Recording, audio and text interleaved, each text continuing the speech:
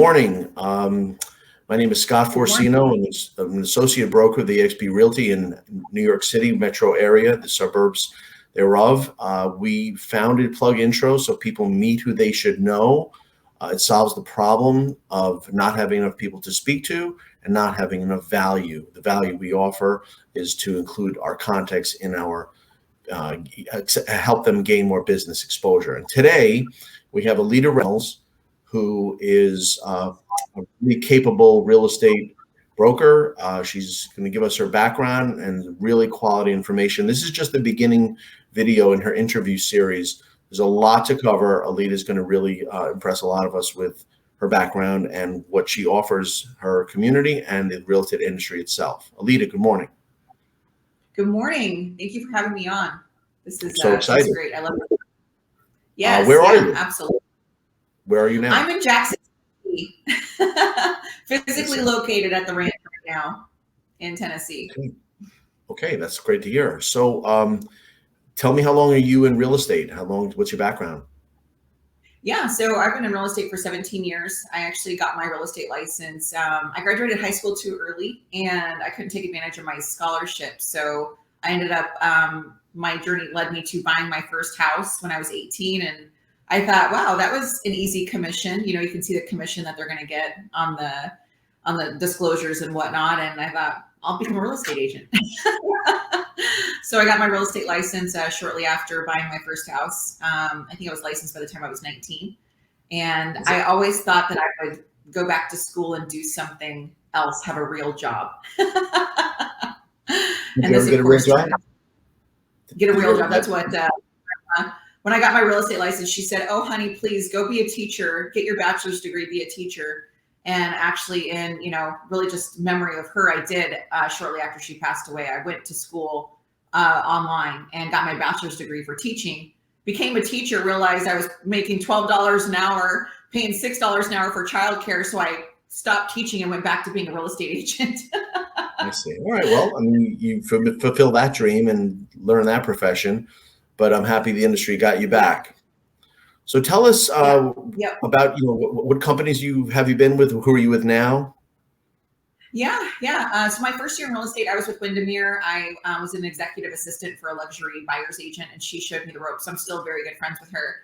That wasn't the right fit for me, so I ended up being inactive, and I met my really the broker with Keller Williams that set the stage for who I am now.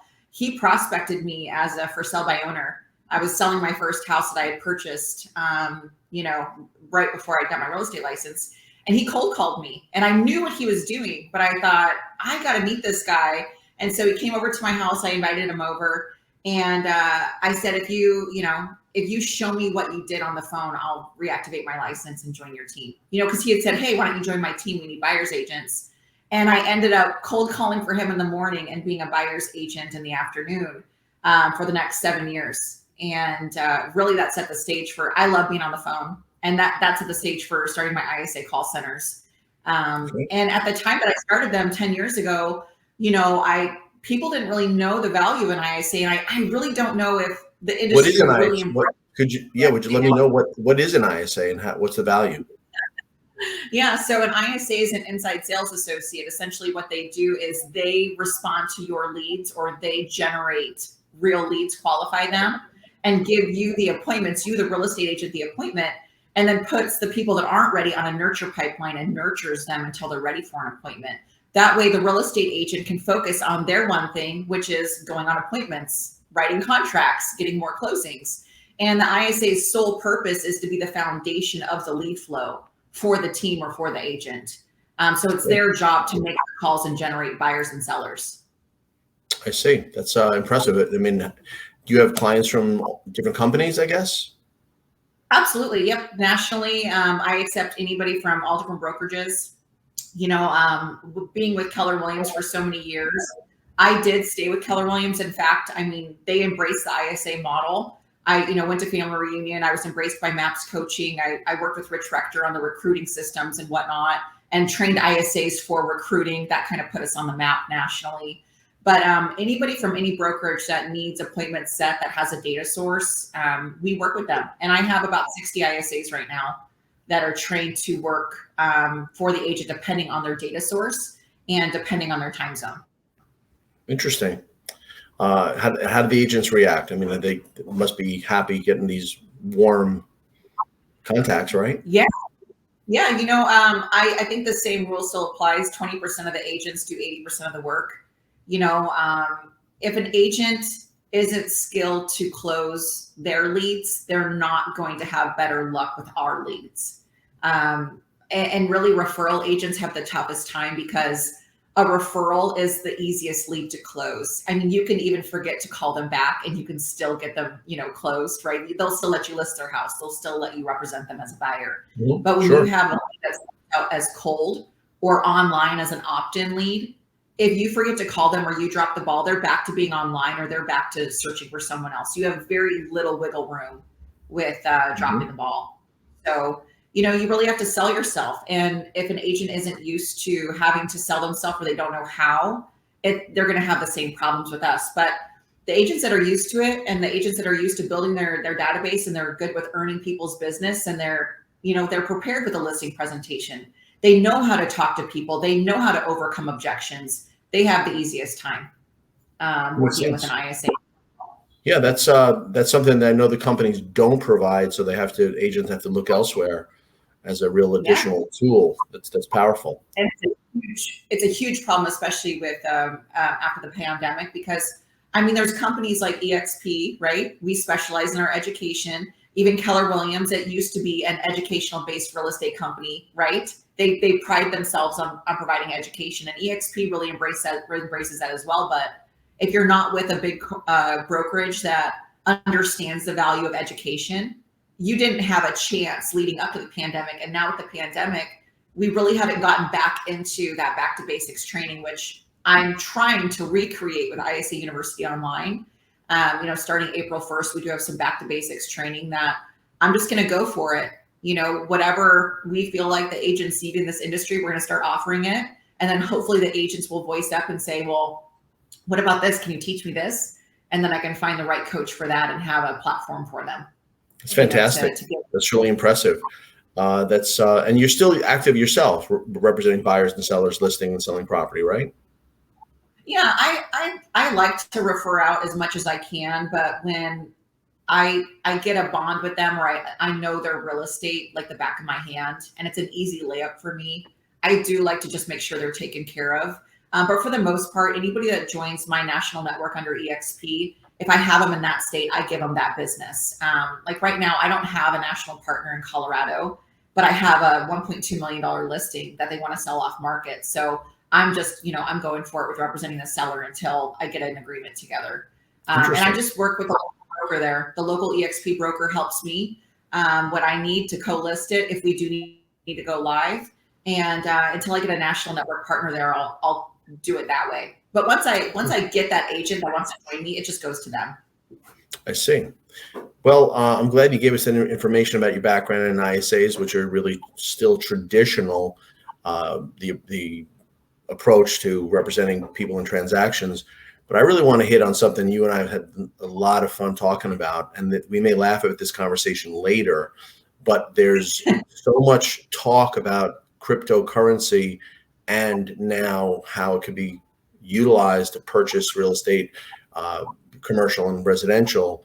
And I know there's even another aspect to this where there's a securitization of this crypto that really might be a safer play for those involved in crypto.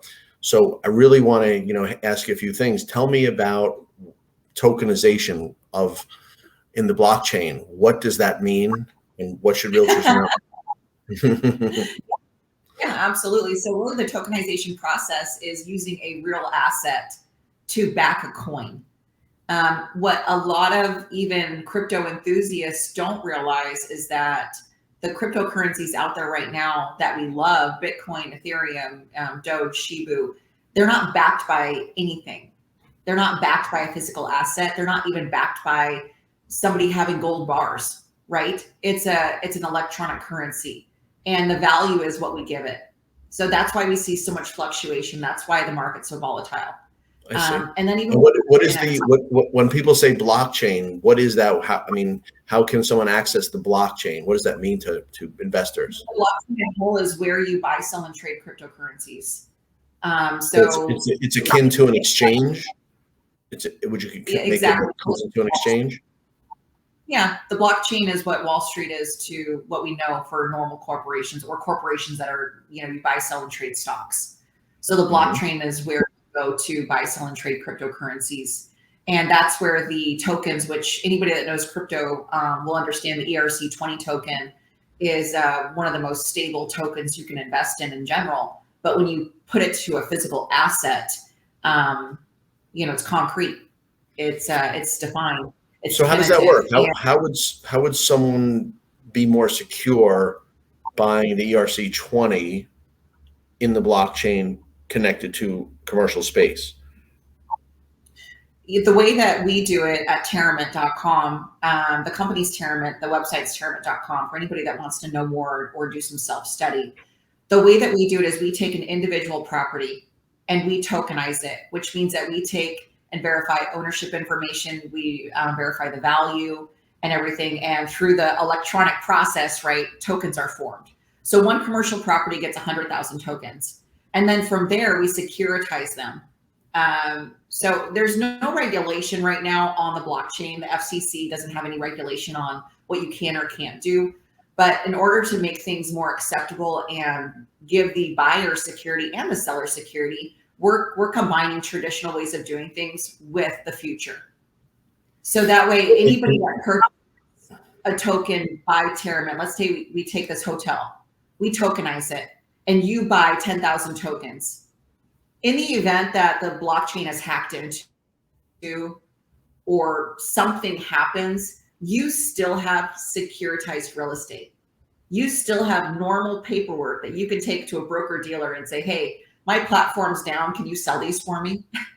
So there's still securities. It's still it's a security and okay, but so that's we in the normal real estate world, we have a county clerk's office where the documents and the liens and mortgages and judgments that affect or run with the land are recorded. That's public knowledge. How would someone access the information on the blockchain? Do they have access to that information? Yeah, it's all in the smart contract. What is a smart contract? And they can still find it too. So that's the beauty of how Terramint decided to go, is that you can still go to the county and pull the records, or you can go online and look at your token. It's all in there. It's in there on both places, because you can't just cut off the old without bridging it into the new. You can't just say, okay, everything's on the blockchain, and we're just going to ignore the fact that for the last 100+ years, we've been doing it this way. You can't. No, I understand that. So would you say there's somewhat parallel train tracks where what's happening in recorded documents that as part of the public records runs on one track, and the Ethereum, there are other blockchains, but the main one is the Ethereum blockchain? That's the one that we like. It's backed by the oil and gas industry. And I believe that it's going to sustain future growth. Not that Bitcoin won't, not that, other ones won't, but Ethereum, their potential, their slower fluctuations. And I think that the oil and gas industry is something I bet money on with being around. Okay. So, and the ERC token is the one that specifically corresponds to the Ethereum blockchain. Yes. Yep. Any others, or just that one? There are people that use that. There are plenty of other things out there. I don't know all of them. I couldn't say what they are called. I know that there's other ones out there. But, okay, so tell me. So let's talk about valuation. If there's 100,000 tokens attributed to a commercial space, mm-hmm. How is that advantage? How is that of any possible benefit to a buyer from a broker dealer along the lines of a security? How is that? How would they speculate and earn from that? Yeah, absolutely. So it's the way that Terramint set things up. It's completely DeFi. So one hotel can tokenize different from another hotel. And that means that their value is different. You're not just buying a token based on assets under management. You're not buying a token based off of a corporation or a REIT being able to successfully provide cash flow. Okay. So let's take the hotel that we are tokenizing over in Wyoming. It's a beautiful hotel. It cash flows, and when we tokenize it, we're going to be offering an ROI back to the token holders.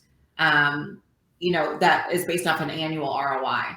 But the value to anybody investing in the tokens is that not only are they getting securities, right, that are backed by a real asset that they can buy at the primary market and then buy, sell, and trade to earn revenue off of them in the secondary market. And So a then token holder, let me see. So a token holder buys it from a broker dealer, holds it, and then on the secondary market can sell Yep. to a secondary purchaser. I see. Yep. And you mentioned the word DeFi. What does DeFi mean?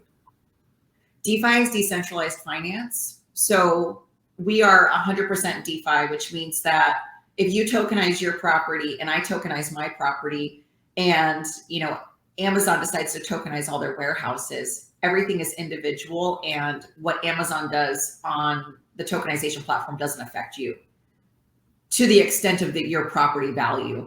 In fact, it probably would affect you in a good way if you have tokens to sell, right? Because you could essentially pick. So would you say that location? I mean, of course, Amazon does the best due diligence where they want to put a warehouse as far as in and out of traffic and all that. So would my commercial space tucked away be less valuable than an Amazon business hub such as that? I mean, is that because am I correct in saying the tokenized properties are essentially competing? Are they competing for the buyers? Well, they would be competing for the buyers. And I think that, let's say that you have a less desirable brand or a less desirable location to where people aren't going to look at it and go, oh, that's an Amazon warehouse. I want to invest in all Amazon warehouses. Let's say that you have your own automotive shop or your own office space.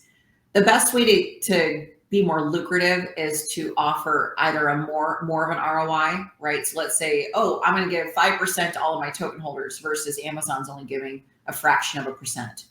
And the way that tokenization works and the way that you can present your cash flow, you'd be able to do that. Any functioning business out there would still be able to function and give 5% back to their token holders and become more lucrative.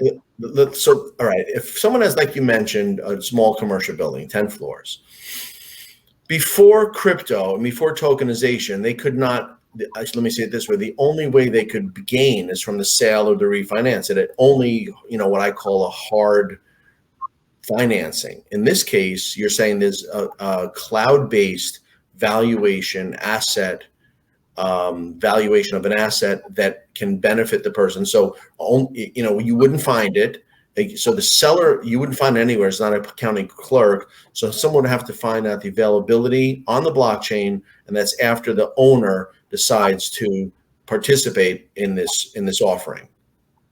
Yep, absolutely. So anybody that most companies don't make it to Wall Street, right? And the company's brick and mortar isn't so much important on Wall Street, right? When you're buying, selling, and trading stocks on Wall Street, you're not only making money based on speculation, but their performance, right? The performance of the company. Whereas real estate, the market values, they do fluctuate, but it's concrete. It's a concrete asset. We're not tokenizing the business, and we're not tokenizing 20 business under one umbrella. We're tokenizing the land, the brick and mortar, the actual real estate, and the value of the token is based on the market value. So I go to RPR, I rely on local specialists. We take an entire, like if you were going to sell a commercial building and it's listed for sale and they have a marketing package, right? They have the rent roll, they have the P&L, they have the finances, they have, the maintenance reports. Those values is what we tokenize. We tokenize the entire value, but it has to be attached to brick and mortar. So there's essentially some form of a, when I say that, it's an appraisal for, not a great word, but it's an appraisal of sorts. Yeah. Who conducts that? Who's qualified to do that on behalf of a seller? Typically, if the seller doesn't already have it listed for sale, right? So the real estate agent involved would do that. We do ask for an appraisal, and they can hire an independent appraiser to come and give us an appraisal. There's a lot of things that I can find just online, utilizing a local MLS or doing a national RPR. But so going it through the does, but comps. I'm wondering, so the tokenized value is actually commensurate with what is understood to be the value of the building and the property. Exactly. Yeah. So they Yep. run, The so current. they're not competing. We're not saying $100,000. Let's say we're not saying $1 million building is worth 5 million. It's really they're neck and neck. Exactly. Yeah, exactly. And really, full disclosure for any buyers is that, if they were to go and buy a property that is desirable, let's say that a multifamily comes up and, multifamily self-storage, there are things that come on the market that don't stay on the market. And they typically, when they're listed, it turns into a bidding war. And a lot of buyers right now are paying 20, 30, 40% more than a market value, than just this is what the property's worth, right? What it may appraise for. And so what Terriman is doing is sticking to, this is what a buyer would pay for it in the market divided by 100,000 tokens, so that the combined value is what the market value is, not so much what a buyer is willing to pay in this market. And I really feel like it keeps everything fair. It's not so much a bidding war. And this is really the best for a property owner that doesn't necessarily want to sell, because they tokenize their real estate and they maintain ownership. It's a great way to earn back their liquidity and raise capital and put money back into their business. It's a great way to, raise capital without having to refinance or borrow against, their equity or take another line of credit. It's a great way to, tokenize your real estate, earn, 4.5 million back based on your evaluation, pay off all your liens and debts, put money aside to run your business, during the pandemic, reinvent your business. Think of all the ranches and wineries that they need money before they make money. Sure. So that means that, so how does a seller actually get those funds that were tokenized? They go to the blockchain. Do they have to convert it into dollars and cents? Yeah. So what happens is that anybody that creates a Terriman account as a buyer or a seller, they connect their crypto wallets and they also connect their bank accounts. So let's say that somebody has Bitcoin and they want to buy tokens in, let's say that you own a winery that you tokenize. They want to buy tokens in your winery. Okay. They can convert their cryptocurrency to DAI, which anybody that owns any type of crypto account or a wallet, they understand what that means. That DAI goes transferred into USD. So you get paid in US dollars, but they take their cryptocurrency, transfer it into the amount of US dollars into DAI, and then that DAI goes to your USD account. DAI essentially is a cryptocurrency that's equivalent to the US dollar. Okay. And so everything transferred, or they can just connect their Wells Fargo account and pay 20,000, 50,000, buy tokens. You get it into your Terriman account, and it's a Terriman trust account, right? That stays there until the tokens are minted. And once you raise your minimum amount, let's say that you want to raise 4 million. As soon as you get 4 million, you say, yep, I'm good. You hit the close button, let's mint. Everything gets minted, and then you get 4 million released into your Terriman account, and you can transfer it into whatever account you've connected. I see. So the step-by-step process, the seller has an idea or realize that their property's value. I mean, a seller that does this today would be the 1%er, because no one else is doing this. So they realize that they realize there's a parallel cloud-based value. They would put the property on Terramint, TERRAMINT, and then there would be buyers, seekers, those with an interest in that property. Yep. And then the process runs. Now you mentioned one or two things. Minted do all $100,000 tokens have to be, before an income, before it can be traded, or can you buy and trade immediately? So that depends on the buyer. So once it's minted, they can turn around and sell them. There's two different ways that a seller can offer their property. They can just tokenize their real estate, and it can just be sold as an ERC20 token, or it can be sold through a broker dealer as a Reg D security. So typically, I mean, I'm not a financial expert, or you shouldn't take trading advice from me, right? I don't have a Series 7 license or a broker dealer license, right? But if you were to purchase these as Reg D securities, they're suggesting that you hold them for a year to defer your capital gains tax. There's like a capital gains tax if you sell your securities within a year. So if you buy them as a Reg D securities, you probably want to hold on to them for a year if that's what you want to do. But if you buy them just as an ERC20 token, like we have properties on there that aren't backed by a Reg D security, they can sell them immediately if they want to. They can just buy them and sell them if they want to. I see. So, I mean, a few questions. So how does the word get out? Right now, sellers, landlords don't know about this. Would the word be spread just via people's awareness, or commercial real estate brokers or lenders could make them aware of this opportunity? Yeah, I would say the best is, the more commercial real estate brokerages that, we can get their minds wrapped around this. Broker dealers, people that manage hedge funds, anybody that works with high value real estate, this is invaluable for them to know about. And the fact of the matter is, Scott, is that this was launched in November. We were open for business in November, and it's really just with everything being flooded with NFTs and all these other cryptocurrencies. It's like, hey, this is the difference of buying tokens versus what you're buying. This is the difference of buying real estate backed tokens versus you buying an NFT at Metaverse. Okay, so you mentioned NFT. You mentioned NFT. What does the NFT stand for? NFT is a non-fungible token. It's not backed by anything. Would that be art? It's not backed by. Yep. What about? You and I talked about art, or even a racehorse. Yeah, it's basically digital art. So there are art collections that are being sold as stable coins. They're FTs, so they're fungible tokens. They're backed by the real art. It's securitized. There are broker dealers out there that I don't know if you heard of that art collection that Sotheby's helped auction off, but it's like $67 million in art was auctioned off. And then they're taking those pieces and taking a picture and then selling the picture of the art, but it's basically securitized art. And they're buying those as NFTs in the art collection. So why doesn't the Mona Lisa have value if someone sends me a picture of the Mona Lisa? Do I have any ownership in that picture?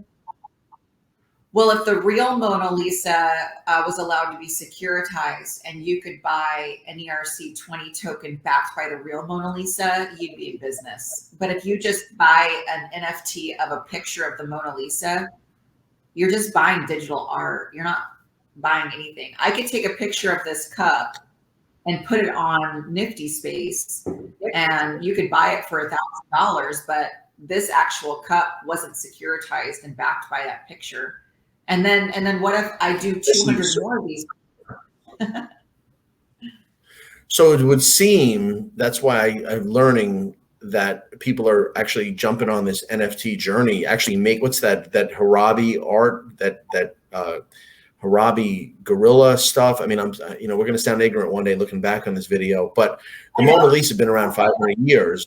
So we've all that certainly has entered the public domain that more than anything else. So it would seem to be something that's like a tulip craze in Holland a few hundred years ago, something that's created now, and somehow they're putting value on this artwork. Yeah, an NFT is essentially when you buy an NFT, mostly it's like a collection, like the Bored Ape NFTs, right? They purchase. It's a digital art piece. Someone created it on their computer and they made a collection of them, and people are buying them. And so as good as innovative or as celebrated as this new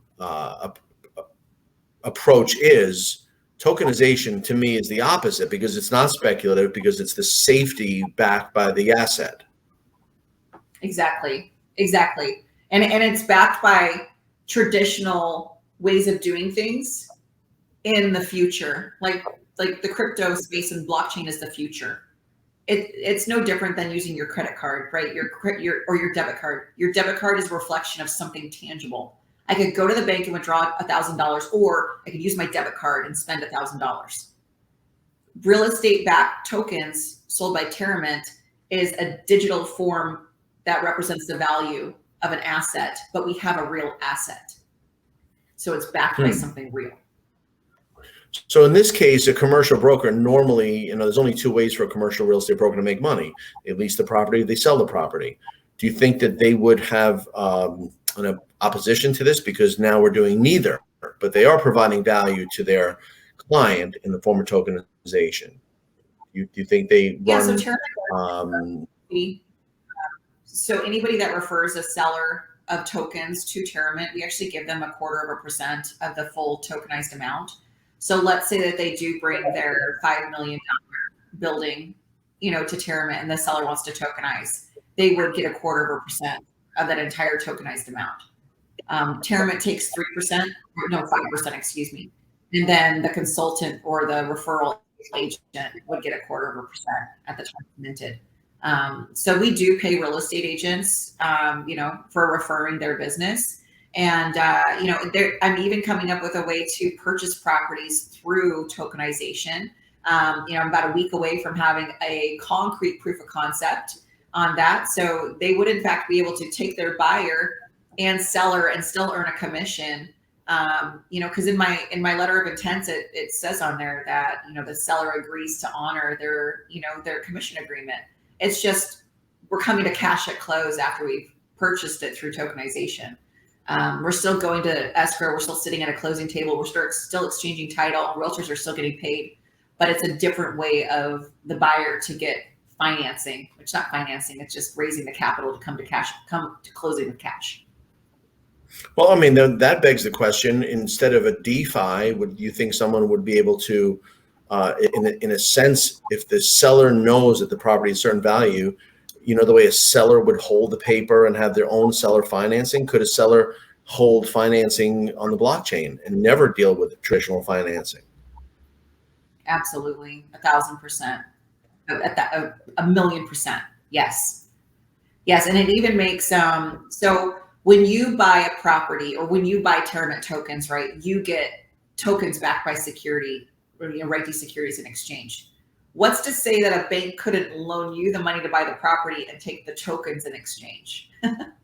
Wouldn't they want securities, real estate securities in lieu of $5 million? I mean, my God, they're going to make more with the basis points as they're being sold and traded than, they would on their interest. I mean, why wouldn't they? Why wouldn't they want to? It's really just, this is new and we don't have a crypto bank yet. And I mean, there is precedent. What's that? There is precedent because there is precedent for that, because one of the ways to qualify for a loan, or one of the things that mortgage loan underwriting uses, is portfolios. So if someone has a huge portfolio, which is subject to change and, volatile potentially, that is a factor that's almost as much, and I can't speak to this, but we speak to our loan underwriters, that might be as strong as income. It is income. Yep. Yeah, and I do think that there are some that, are at least on the right track, because they do have cryptocurrency income as a form of income that they can qualify you on. So I don't think, I don't know if you know of Kavi over there in California. He's a second generation mortgage broker. His dad started it and he has a family business. He actually on his applications has cryptocurrency income on there and will qualify people to purchase, real estate based off of that income as well. So I think that there are, lenders that are ahead of the curve that are usually independent, just like independent broker dealers. If there was a broker dealer out there that could package this in a way to sell it to their buyers, because right now I was laughing with my husband, because I was like, well, right now it's like he has a supplement company. So I was like, it's like you take a Ziploc baggie of your fat burners and your pre-workout and you give it to Walmart and you say, hey, sell this for me. And they're like, hey, can you put it in a bottle? Can you put some packaging to it? That's what we're doing right now to broker dealers. We're saying, hey, we have these tokens, but we haven't packaged it. And we haven't put a bow on it and put a code on it and made it easy for them. And honestly, the only reason is because I've never been a broker dealer. I don't know how to package it. And if they would tell me how, I would do it for them. But that's the missing link, is distribution, is how do we get this out there for them? So anybody coming to Terramit and buying tokenized real estate, or broker dealers selling tokenized real estate, it's brand new. It's never been done. Wow. And we just launched in November. That's exciting. So, I mean, I love sounds like you are the real. I mean, you're through our conversations and through this interview, we have a whole video series. Your enthusiasm entirely shows through. You are, I guess, the pioneer, the Lewis and Clark of this movement, and I just think we're really ready for a marriage of the crypto and the tokenization. I think people got burned with crypto. I mean, if you watch the Super Bowl, salary to crypto, and he made less than half of what he would have made in dollars. He's someone who speculated and lost. Yes, he won the Super Bowl, but I bet you his next contract won't be in crypto. He's got to make up some of that money. Yeah, I mean, unless he holds it, and then the prices will go up. I mean, if you get paid in Bitcoin right now, just hold on to it, because it's going to fluctuate. But the problem is that when you have Aunt Jenny putting her only $50,000, her life savings, into crypto, and she sees it, it's really hard to say, hey, hang on, just wait a year, it'll go back up. What if she needs some of that money? What if she's like, oh yeah, but I need to pull out money now to live. What if something came up? What if her roof needs to be replaced and she's got a, deductible on insurance that she can't cover? That's the problem in the crypto space. That's a problem with anybody, betting and gambling, so to speak, with their money, is that if you don't have excess of liquidity, if you don't just have piles of money laying around and you're set up, you really shouldn't be in that space. But the opposite is that if Aunt Jenny tokenized her house, let's say that she took 20,000 of her 50,000 in savings to pay Terramit to tokenize her real estate, and we put it out there for anybody around the world to buy tokenized assets, she'd be able to pay off her mortgage, pay off any liens, pay off any debts. What if she has back taxes? She'd be able to take that money and get her life set up. And then as any of the buyers around the world decided to buy, sell, and trade tokens in Aunt Jenny's house, she's going to make a residual income of 50 basis points every time it transacts. So now it's not just, and not only that, she stays in the house. Exactly. And she stays in the house. She's the owner of the house. And now she's able to make money off of her house. And now she doesn't have to go and get another line of credit, borrow money again. She can get caught up and actually live and make an income off of her home while living in her home. So I think that this is going to change people's lives. It's going to finally be an answer that not just the rich are getting richer, but an answer for everybody. The problem is that most of us that were raised in lower to middle class, right? The masses, I was raised in complete poverty. Like, I understand how you just get worse off. I understand how the system can work to bury us in debt. Right. And I understand things come up, and I understand that it's hard to get ahead. But if you are able to actually buy real estate, accomplish the American dream of buying real estate, now you don't have to borrow against your house. You don't have to pull out your equity right now. My God, do not pull out your equity right now. You're going to bury yourself to where you won't be able to sell your home for what it's worth right now, in 5 years, because the market is going to stable out. But if you tokenize your real estate, you're not loan out. And then you're able to make money off of your assets as people are moving them along the blockchain. And so I feel like it's a solution without another problem. I think it is a solution, and the problem hasn't surfaced because I say this recently. Rates just hit 4. We are on, the Fed is going to raise rates. I know there's not a direct connection, but there's a perception of a direct connection. This market almost everywhere has to have been almost topped out. When do people buying today think they're going to get 5 and 10% equity? So really, people are going to be forced to stay. And if only there was a way to raise capital and improve your property or your lifestyle, or even clean up your credit. or pay down that loan. Yep. That's a real value. But okay, so I think the next real phase. Okay. I think that you know, as we all went through the pandemic, you know, even buying a vehicle right now is hard for people that have really good credit.